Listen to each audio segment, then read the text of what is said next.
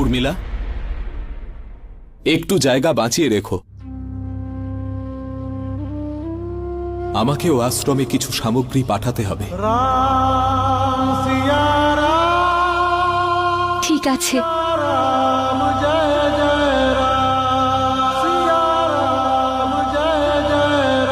বৌমাদের কথা তো বুঝলাম, কিন্তু আশ্রমে তুমি এমন কি পাঠাতে চাও?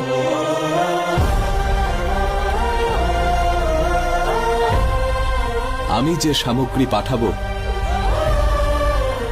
তা নিশ্চিত করবে যে রাজকুমারদের আশ্রমে পাঠানোর সিদ্ধান্ত সন্তোষজনক ছিল নাকি না। আশা করি লবকুশের আশ্রম থেকে উত্তর সন্তোষজনকই হবে।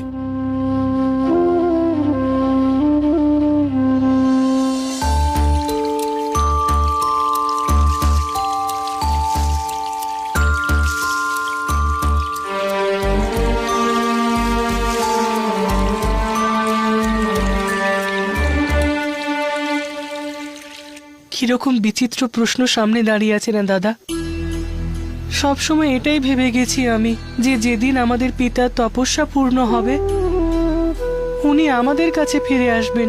কল্পনা তো আমারও এটাই ছিল কুশ, তোমাকে বলিনি কোনোদিন, কিন্তু প্রতিদিন সূর্যোদয় হতেই সবার প্রথমে আমি আশ্রমের প্রবেশদ্বারে গিয়ে দেখতাম যে এরকমটা তো নয় যে আজ আমাদের পিতা চলে এসেছেন আর অপেক্ষা করছেন যে কখন ওনার পুত্র আসবে আর ওনার জন্য আশ্রমের দ্বার খুলে দেবে।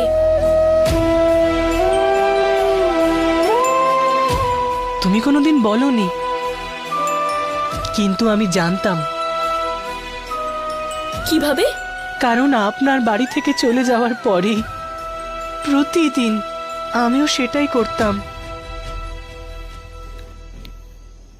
কিন্তু আজ জানতে পারলাম যে পিতা তপস্যার জন্য নয়, উনি আর মা এক বিশেষ উদ্দেশ্য নিয়ে আলাদা হয়েছেন। আর যদি এমনটাই হয় তাহলে হয়তো উনি আর কোনোদিনই ফিরবেন না।